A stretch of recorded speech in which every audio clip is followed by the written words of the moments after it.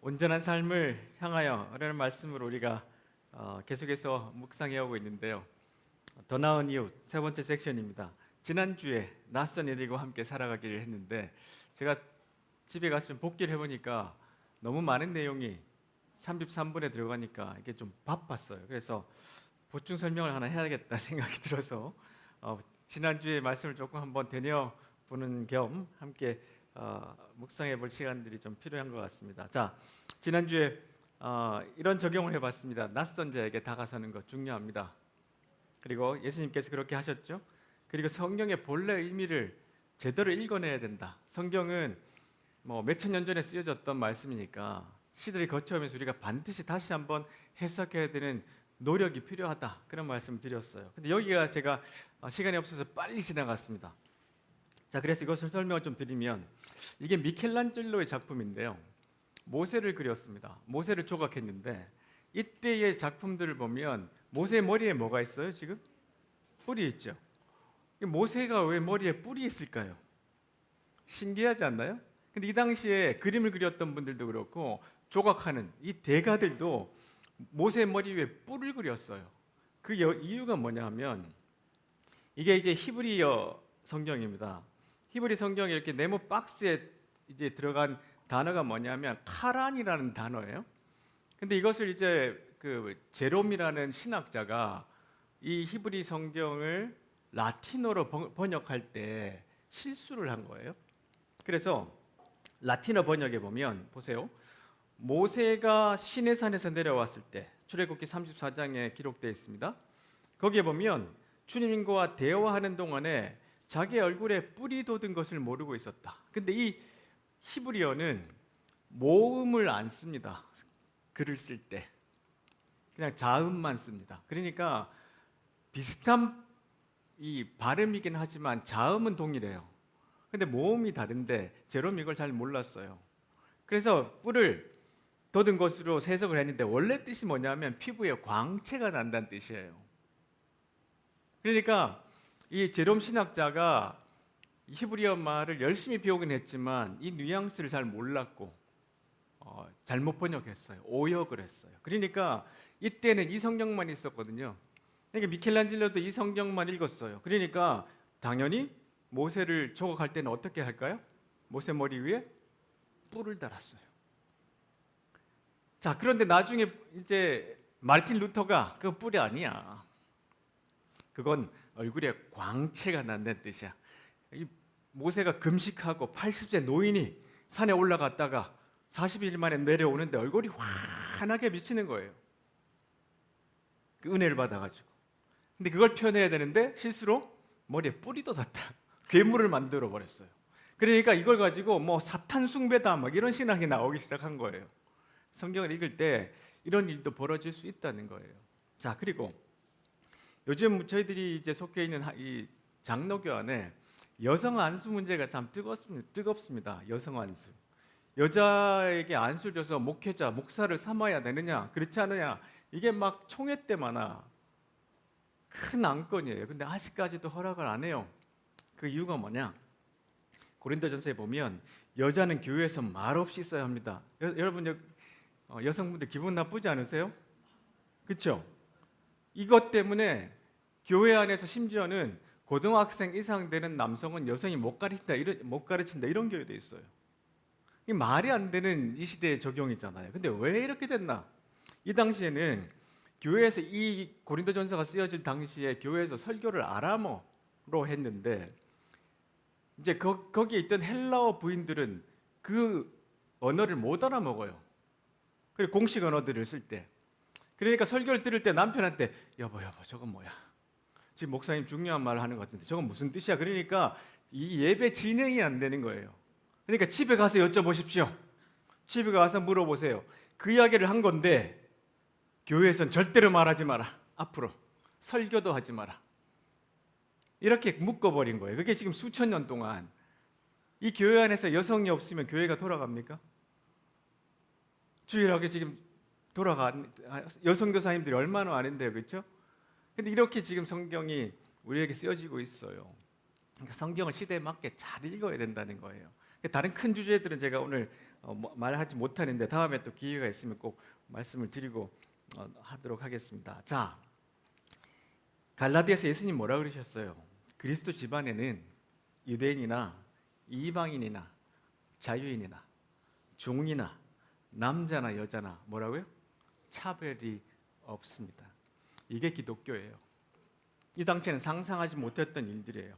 우리 사회 여러분은 모두 다 평등합니다. 그래서 이 정신 때문에 우리가 지금 이 자유를 누리고 있는 거예요.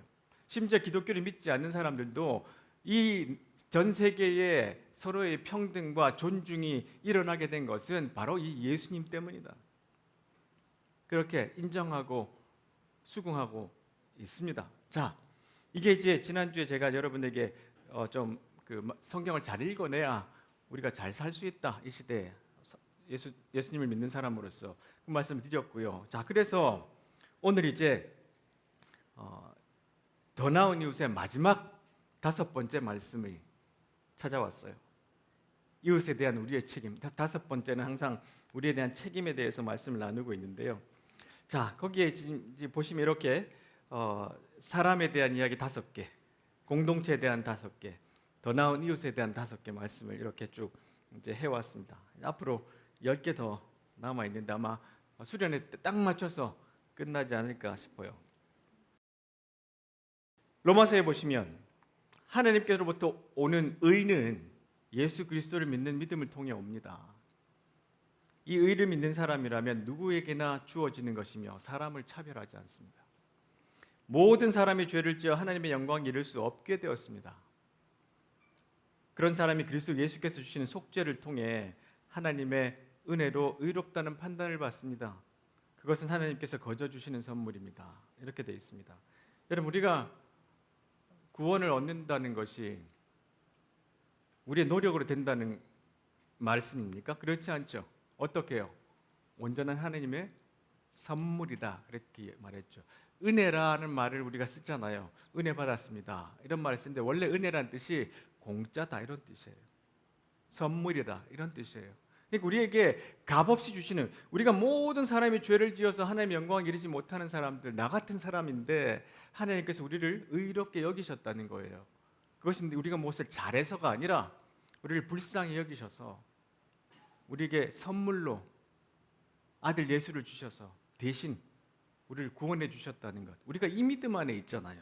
그렇기 때문에 우리를 이렇게 구원해 주셨다면 주님 우리에게 어떤 것이나 요구할 수 있으세요? 내가 너희를 이렇게 구원했으니 너희는 이렇게 살아야 돼 라고 말씀할 수 있다는 거예요. 그 권리가 우리 하나님 앞에 있다는 겁니다. 그래서 에베소서에 보시면 우리를 창조하신 분은 하나님이십니다. 그리스도 예수 안에서 우리를 새 사람으로 변화시켜 착한 일을 하게 하신 분도 우리 하나님이십니다. 하나님께서는 우리 안에 이미 오래전부터 선한 일을 계획해 놓으셨습니다. 우리의 삶이 선하게 되도록 그렇게 계획해 놓으셨습니다. 우리를 창조하시고 구원하셔서 어떻게 해요? 하나님이 하시는 선한 일에 우리를 부르셔서 참여시키셨다는 거예요. 이게 우리가 받은 특권이에요. 그래서 우리에게는 이런 책임들이, 주님의 말씀을 따라 세상을 잘 섬길 책임들이 우리에게 또한 있는 거예요. 이거에 대해서 가장 잘 이제 설명하고 있는 것이 요나서거든요. 여러분 혹시 그 바티칸에 가보시면 이게 시스티나 채플 천정 그림인데 거기에 보면 이 위쪽에 이렇게 요나가 그려져 있습니다. 요나가 그려져 있는데 보면 이 큰 물고기가 이 허벅지를 이렇게 물고 있는, 이거보다 훨씬 더 컸겠죠. 그리고 저 위에 박넝쿨이 이렇게 있습니다. 요나는 정말로 신기한 인물이에요. 구약에서 이런 사람이 선지자일까 할 정도로 굉장히 특이한 사람입니다. 그걸 묵상하다가 이 세상에 정상인 사람이 몇 사람 있나 한번 제 스스로 물어봤어요. 이 세상에 정상인 사람 몇 사람 있을까요? 몇 사람 있습니까? 정상인 사람? 말씀해 보세요. 몇 사람 있을까요? 없습니까? 있는데요. 한 사람 있습니다. 한 사람. 나 빼곤 다 이상한 사람이에요. 맞죠? 나 빼고 다 이상한 사람이에요. 전 세계에서 다 어디 가든지 나 빼고 다 이상한 사람이에요. 그게 우리가 사는 세상이에요. 이 요나도 참 특이한 사람이긴 한데 정말로 특이해요. 왜냐하면 하나님이 요나에게 오셔가지고 말씀하면 이 선지자는 뭐 정말로 대박인 거 아니에요, 그렇죠? 이런 일이 잘 있습니까? 근데 어느 날 하나님이 요나에게 찾아오셨어요. 그리고는 저 큰 성 니느웨로 가서 그 성에 가서 너 죄가 크니까 회개해라 이렇게 선포하라고 하나님이 명령하셨어요. 그러면 아이고 감사합니다 하나님, 저에게 큰 일을 맡기셨다니 제가 가겠습니다 이래야 되는데요. 요나 보세요. 생각 없이 바로 그냥 도망갑니다. 이 사람 특성인 것 같아요. 바로 다시스로 도망가는데요. 욥바로 내려가는 그 배를 타고는요, 뱃삭을 내고 바로 올라타요. 원래는 뱃삭도 내릴 때 죽는 거랍니다, 이때는. 근데 선금 치르고 바로 배로 타버렸어요. 근데 이 배가 어디로 가느냐? 지금 욥바에서 이제 배를 탔는데 이 다시스가 어디냐면 스페인 제일 남쪽이에요. 거리로는 한 4,000km. 이 당시에는요 어마어마한 거리잖아요.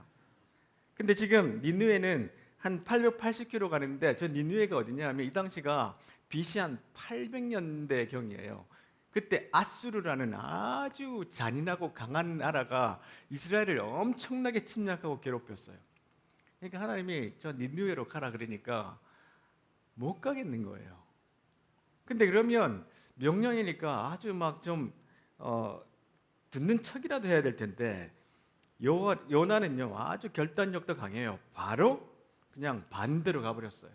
그러니까 배를 탔는데 배를 타자마자 여러분 많이 아시는 것처럼 이 광풍이 불어서 난리가 났잖아요. 그러니까 배가 막 지금 뒤집히는데 보세요. 요나는 배 밑창에서 잠자고 있어요. 이게 이제 이 배를 뭐를 상징하냐면 우리 세상을 말해요. 세상에 지금 이렇게 광풍에 어려움을 당하고 많은 사람들이 위험에 처해 있는데 이 기독교인이 자고 있어요. 세상은 상관없다는 거예요. 이걸 공공선이라 그래요. 바깥에 모든 사람이 어려움을 당하는데 자기는 구원받아서 그냥 하나님 앞에 있으면 편안하다 이런 생각을 갖고 있어요. 그러니까 공공선이라는 개념은 뭐냐면 나와 우리 모두가 같이 이 배에서 안전하게 항해를 끝내야 된다 이런 생각을 가져야 되는데 그거를 이 요나가 가지고 있지 못했던 상황이었던 것 같아요. 자, 이렇게 멀리 도망가는데 여러분 이제 아시는 것처럼 이제 배에서 이제 자기가 범인이라는 걸 발견되잖아요. 그러니까 그 선장이 빨리 기도해라 너희 신에게 그랬더니 기도 안 해요. 그렇죠? 그리고 난 다음에 어떻게 돼요? 선장과 이 선원들이 배에 있는 짐들 그 비싼 짐들을 다 버리고 아무리 배를 구하려고 해도 안 돼요. 그래서 마침내 미안하지만 당신을 바다에 던져야겠다. 근데 그때도 요나는 아주 편안해요. 날 죽여라. 근데 이 사람은 고집이 참 센데요. 걸핏하면 죽여라 해요. 걸핏하면 죽고 싶다 해요. 여기도 보세요. 이제 바닷속에 들어가서 큰 고래가 이제 삼키고 난 다음에 뱃속에서 하나님이 구해주잖아요. 그럼 2장에서는 보면 얼마나 멋있는 말로 회개하는지 몰라요. 시를 잘 써요. 예배를 잘 드리니까 하나님이 그래 그래서 꺼내줬어요. 그리고 다시 부탁해요. 가서 빨리 회개하라고 전해라. 그랬더니 원래 사흘길을 가서 니느웨 한복판에 가서 그래야 되는데 하루쯤 가다가 멀리서 망한다 회개해라 그리고 관둬버렸어요. 근데 갑자기 니느웨 전체가 짐승까지 회개하는 역사가 일어났어요. 그러면 자기가 놀래야 돼요. 그렇죠? 근데 어떻게 해요? 화가 났어요. 이게 4장에 나와 있어요. 요나가 하나님께서 그 성을 멸망을 시키지 않은 것에 대해서 매우 못마땅히 여겨 화를 냈습니다. 지금 우리가 볼 때는 아주 특이한 사람 같잖아요. 근데 우리도 이런 일이 많아요. 내가 원하는 대로 안 되면 매우 못마땅해서 화를 내요. 요나가 여호와께 불평합니다. 나는 고국에 있을 때부터 이런 일이 일어날 줄 알았습니다. 내가 급히 다시스로 도망쳤던 것도 알고 있었기 때문에 도망간 거예요. 자 보세요. 나는 주께서 자비롭고 은혜가 많으신 하나님. 이게 무슨 소리입니까 도대체? 우리 하나님은 은혜롭고 자비가 많아서 사람을 구해주는 하나님인 거 내가 잘 알고 있어요. 하지만 보세요. 주께서 노하기를 더디하시고 사랑이 많으시기 때문에 그래도 그들을 심판하시기보다 용서해 주시는 걸 알고 있지만 날 죽여주십시오. 난 생각 바꾸기 싫어요. 내 생각 절대로 바꾸지 않겠습니다. 차라리 날 죽이세요. 이 순간이 뭐냐면 내 안에 우상이 드러나는 순간이에요. 하나님보다 더 큰 게 뭐냐? 내 고국 사랑일 수도 있어요. 내 가까운 사람들을 보호하고자 하는 그런 강인한 욕구일 수도 있습니다. 근데 하나님의 말씀에 그거보다 더 큰 것이 있다는 것이 발견되는 순간이에요. 지금 보세요. 이 그림에 보면 이제 화가 나가지고 이제 끝까지 이 성이 멸망하나 안 하나 지켜보겠다. 그리고 고집스럽게 계속해서 날 죽이라 그러고 성을 바라보고 있어요. 자, 그러니까 아까 이제 말씀 읽으신 대로 이 오두막을 지었다 그랬어요. 아마 얼기설기 이렇게 뭐 하나를 짓고 그 밑에 가서 이제 기다리는데 하나님께서 그 요나 위로 박넝쿨이 이렇게 자라게 하니까 이 뜨거운 햇빛에도 그늘이 졌으니까 아주 기분이 좋았어요. 기분이 편해졌어요. 그러니까 기분 따라 사는 사람인 것 같기도 해요. 근데 벌레가 한 마리가 와서 그 박넝쿨을 먹으니까 이게 말라 죽어버렸죠. 그래서 동풍이 불게 했어요. 이게 다 요나의 마음을 바꾸시려고 하는 거예요. 딱딱해진 요나의 마음을 부드럽게 하려고 하는 하나님의 시도인데도요. 보세요. 죽는 것이 더 낫습니다. 계속 죽겠다 그래요. 혹시 여러분 우리 언어가 이런 분 계십니까? 조금만 뭐 하면 죽어. 죽는 게 나아. 죽어버리지 뭐. 죽으면 다 끝나. 이 언어 습관도 굉장히 중요한데요. 보세요. 말끝마다 죽겠대요. 요나가 온몸에 힘이 빠지니까 죽고 싶은 마음에 내게는 사는 것보다 죽는 것이 더 낫습니다. 그러니까 요나에게 하나님도 이때는 굉장히 좀 친절하고 부드럽고 아주 인내를 가지고 요나에게 말씀하세요. 네가 그 나무 때문에 화를 낸 게 과연 옳으냐 생각 좀 해봐라. 그렇습니다. 죽고 싶도록 화가 납니다. 우리 마음에 뭐가 마음에 안 들면 하나님 이렇게 다가오시고 말씀을 주셔도 화는 잘 안 풀리는 거예요. 죽고 싶도록 화가 납니다. 이렇게 생각을 잘 안 바꾸려 그래요. 자, 팀 켈러 목사님이 이 요나서를 푸른 책이 하나 있는데 그게 방탕한 선지자예요. 요나를 방탕한 선지자로 이름을 지었어요. 그 책에 보면 이런 이야기를 합니다. 그리스도인들이 다른 민족과 종족의 유익 또는 구원보다 아수르, 니느웨의 사람들의 구원보다 자신들의 이익과 안전에 더 관심을 가진다면 요나 같은 죄를 짓고 있는 것이다. 그들이 인류의 유익이나 세상에서 하나님의 나라가 진척되는 것보다 자기 나라의 경제적, 군사적 번영을 더 중요하게 여긴다면 요나와 같은 죄를 짓고 있는 것이다. 그들의 정체성은 구원받은 죄인이자 하나님의 자녀라는 사실이 아니라 그들의 민족과 국적의 뿌리를 내리고 있는 것이다. 자기 나라와 국민에 대한 요나의 정당한 사랑은 지나치게 커져서 하나님 사랑에 맞설 만큼 비대해졌다. 정당한 인종적 자부심이 인종차별주의가 될 수 있다. 정당한 국가적 자부심과 애국심이 제국주의가 될 수 있다. 이렇게 정의합니다. 우리가 하나님의 더 큰 사랑보다 내가 갖고 있는 내 가족, 내 친지, 아니면 내 국가를 더 사랑하는 것, 이게 죄가 될 수 있다는 거예요. 하나님의 나라가 진척되는 것보다 내 나라의 경제적, 군사적 부흥에 더 초점을 맞춘다면 이것은 죄가 될 수 있다는 거예요. 그러니까 많은 교회들이 무슨 집회만 있으면 태극기 들고 나가고 심지어는 이스라엘 국기 들고 나갑니다.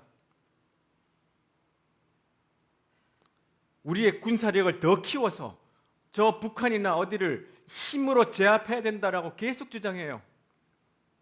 근데 다른 사람들이 그러면 모르겠어요. 기독교인들이 그러면 안 돼요. 기독교인들은 하나님의 나라가 더 커지는 것, 전파되는 것이 중요하다는 것을 기억해야 돼요. 이것이 요나서에서 우리가 얻을 수 있는 큰 교훈이고 경고입니다.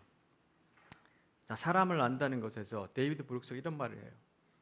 다른 사람을 깊이 바라봄으로써, 저 니느웨에 있는 아수르 사람들은 다 나쁜 놈들이야, 이게 아니라 그 한 사람 한 사람을 깊이 바라봄으로써 그 사람이 누군가가 자신을 바라보고 있음을 느끼게 하는 능력, 즉 누군가를 정확하게 읽음으로써, 알므로써 그 사람이 자신을 소중한 존재라고 느끼게 만드는 것, 그것은 더 나은 사람이 되는 일의 가장 중요한 조건이다. 우리가 지금 더 나은 사람이 되는 것에 대해서 공부하고 있잖아요.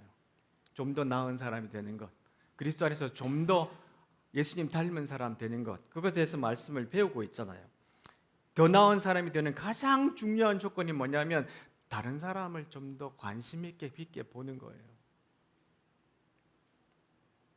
당신이 다른 사람에게 또 당신 자신에게 주는 궁극적인 선물이 될 수도 있는 길이에요. 그러니까 그냥 태그를 붙여놓고 딱지를 붙여놓고 저 망할 놈들, 저 니누의 사람들 이런 것이 아니라 거기에 얼마나 하나님이 아끼는 사람들이 있는지를 볼 수 있는 새로운 관심들이 우리에게 있느냐 하는 것이 중요한 거예요. 자, 요즘 이것에 대해서 가장 잘 우리에게 알려주고 있는 영화가 하나 있어요. 혹시 여러분 이거 보신 적 있습니까? 존 오브 인트레스트라고. 꼭 보세요. 이건 진짜 must watch it. 반드시 봐야 하는 영화입니다. 존 오브 인트레스트가 뭐냐 하면 이 영화가 아우슈비츠에서 촬영된 영화인데요. 그 당시에 이 아우슈비츠의 수용소를 만들고 난 다음에 사방 40km를 땅을 강제로 빼앗아서 그 지역을 존 오브 인트레스트라고 명명을 했어요. 여기서 이 독일인들이 이렇게 집을 짓고 밭을 만들고 과수원을 만들고 해서 자기들이 마음껏 착취했어요. 그게 존 오브 인트레스트라는 지역인데 영화 제목이 거기에서 왔어요. 이 영화를 보면 여러분 처음부터 끝까지 이 영화는 한 가족 이야기가 나옵니다. 이게 아우슈비츠의 영화라고 상상하지 못할 정도로 평범한 가족, 아주 중산층 가족, 아이들이 잘 커가고 있고요, 건강하고요, 식탁에 먹을 것이 풍성해요. 정원이 얼마나 잘 가꿔진지 몰라요. 여기에 풀장이 있어요. 아이들이 와서 파티를 벌여요. 아, 정말로 좋은 가정, 우리가 만들고 싶은 가족의 이야기가 여기서 계속해서 그려지고 있는데 문제는 뭐냐 하면 저 담장 너머에 뭐가 보이죠? 저게 아우슈비츠 수용소예요. 이 집에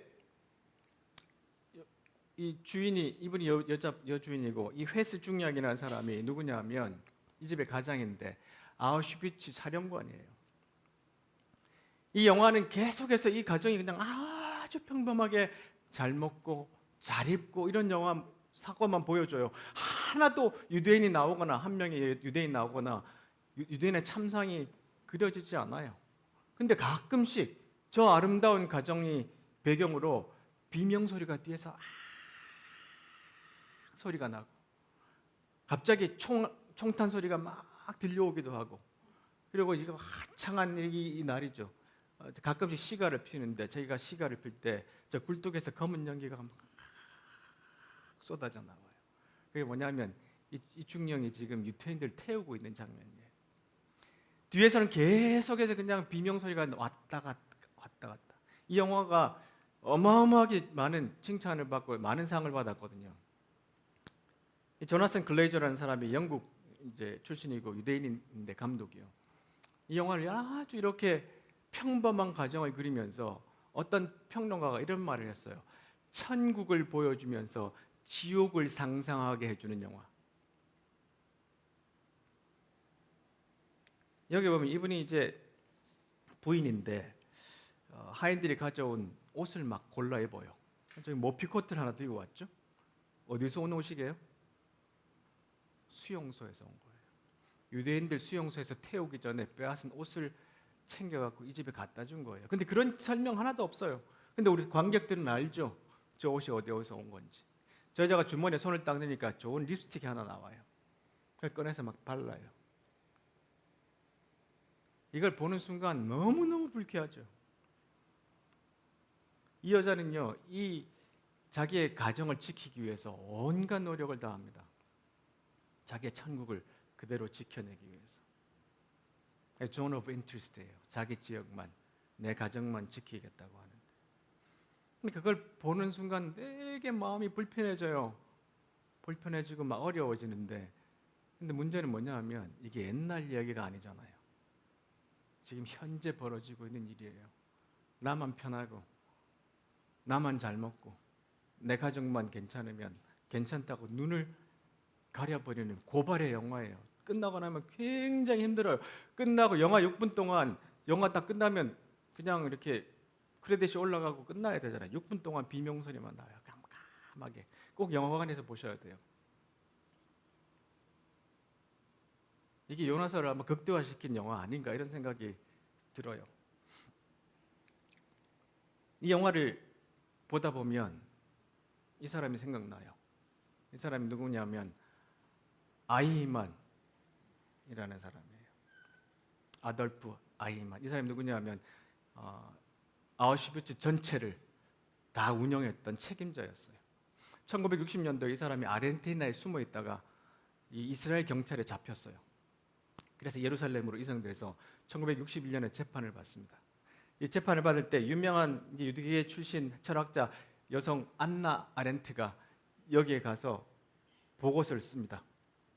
쓰는데 악의 평범성이라는 아주 유명한 단어를 이 한나 아렌트가 만들었어요. 그게 왜냐하면 이 아이만이 자기는 이런 이야기입니다. 나는 책임이 없다. 나는 직장인이었고 나는 위에서 주는 명령을 아주 충실히 따랐을 뿐이다. 그러니까 이 아렌트가 이 피고석에 있는 아이임을 보면서 놀랐어요. 너무나 평범한 거예요. 처음에는 막 정말로 괴물 같을 줄 알았는데 옆집 아저씨 같아요. 그의 이렇게 평범한 모습을 보고 충격을 받는데 피에 굶주린 악기도 냉혹한 악당도 아니에요.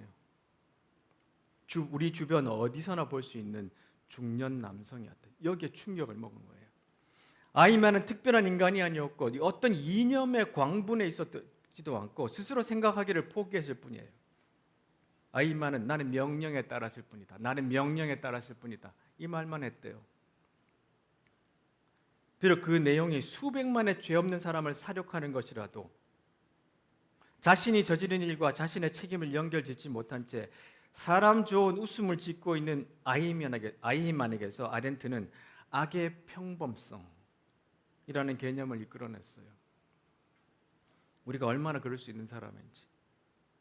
저 회스 중령처럼 바로 저 벽 뒤에는 수많은 사람들이, 죄 없는 사람들이 고통당하고 있는데 우리 가정은 너무너무 좋아요. 편해요. 악이란 뿔 달린 악마처럼 별스럽고 괴이한 존재가 아니며 사랑과 마찬가지로 언제나 우리 가운데 있다. 그리고 파시즘의 광기로든 뭐든 우리에게 악을 행하도록 계기가 주어졌을 때 보세요.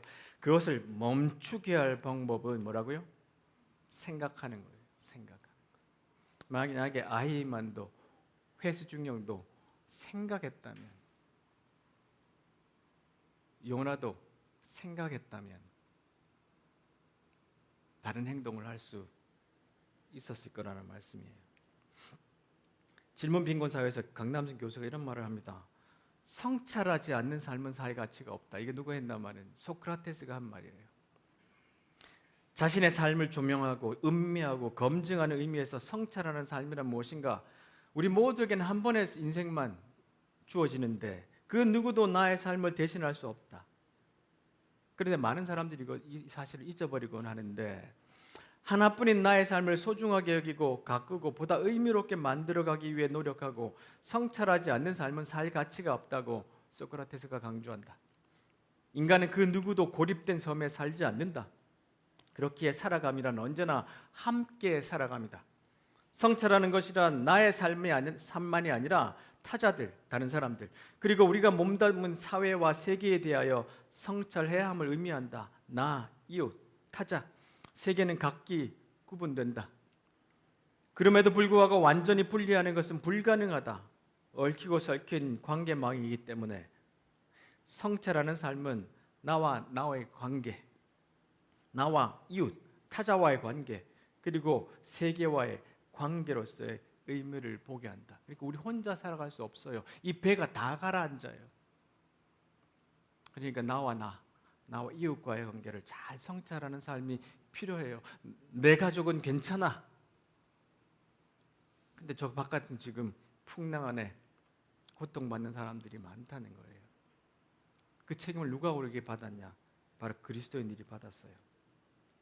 김민수라는 운전수인데요. 이분이 어떤 분이냐면 대구에서 이주 노동자들을 운전해 주는 분이었어요. 근데 이 이주 노동자들이 없으면 이 대구의 염색 공장이 돌아가질 않아요. 근데 이 사람들이 시간이 지나다 보니까 불법 체류자가 된 거예요. 그래서 항상 이제 이 불법 체류자를 잡으러 오는 사람들에 대해서 아주 조심을 하는데, 김민수 씨가 이들을 이제 운전해 주는 사람인데 이제 이 사람들을 태우고 공장으로 가는데 이 단속원들이 나타난 거예요. 줄을 쫙 서가지고 막 쫓아오니까 이 버스 안으로 사람들이 와서 막 비명을 질렀어요. 이 김민수 씨가 놀라가지고 차를 몰고 가다가 이 단속원 몇 사람이 다쳤어요. 그래서 이 김민수라는 사람이 지금 감옥에 있어요. 그분을 인터뷰한 기사가 떴는데, 김민수라는 사람이 어떤 사람인지를 쭉 이제 알아보니까 보세요. 공장에서 일하는 동안 이주 노동자를 보살피려고 했던 사람이에요. 그는 고향에 가지 못하는 처지에 가족이 생각할 명절이 되면 사람들에게 약소하게나마 뭘 쥐어주기도 하고 평소에 이주 노동자들을 좀 돌봤던 사람이에요. 그들을 사람으로 대하려고 했대요. 내가 교도소에 면회 가서 물어봤어요. 어떤 기자가 그래요. 어쩌다 이렇게 됐노? 그러니까 나도 모르겠습니다. 듣고 보니 납득이 돼요. 그 친구 심성이라면 그러고도 남았을 거예요. 그 순간에 타고 있던 사람들이 막 울부짖었다고 해요. 차 근처에 뭐가 있어서 움직이면 충돌할 거라고 생각은 못했을 거예요. 그냥 사람들이 울부짖으니까 순간적으로 그 사람들을 보호하고 싶다는 생각이 들었을 거예요. 어떤 양심적인 부분이 발동이 된 게 아닌가 싶어요. 이 사람이 뭐 교회 다니고 예수 믿는 사람이 아닐지 모르겠어요. 근데 이렇게 사람으로 볼 수 있었다는 것. 근데 그 사람들을 어떻게라도 좀 도와주려다 보니까 결과적으로는 자기가 지금 감옥에 가 있어요. 그것이 이웃을 보는 태도 아닌가 싶어요. 다른 사람들이 어떻게 되든지 말든지 상관없이 나만 월급 받고 또박또박 잘 살면 되겠다라는 게 아니라 이렇게 사람으로 생각해 줄 수 있는 것. 제가 존 오브 인트리스트를 보면서 정말로 벌벌 떨면서 봤던 이유는 뭐냐면, 혹시나 쟤들 예배하면 어떨까? 저 가정에 모여서 기도하면 어떡할까? 막 저것마저 만약에 나왔다 그러면 내가 차마 얼굴을 들 수 있을까 할 정도로 조심해 끝까지. 근데 감사하게도 그 장면 안 나와요. 근데 분명히 기독교인이었을 거예요. 왜냐하면 이 당시에 독일의 98%가 기독교인이었어요. 그럼에도 이런 일이 가능할 수 있었을까? 깊이 한번 생각해 봐야 합니다. 사람을 안다는 것에서 데이비드 브룩스가 다시 이런 말을 합니다. 아름다움을 추구하는 사람은 경이로움을 발견할 가능성이 높고, 위협을 탐색하는 사람은 위험을 발견하게 마련이다. 자기 주변에 따뜻한 기운을 뿌리는 사람은 자기가 만나는 사람들에게서 아름답고 뜨거운 측면을 이끌어내지만, 격식만 차리는 사람 같은 사람을 만나더라도 그 사람은 딱딱하고 냉담한 측면밖에 보지 못한다.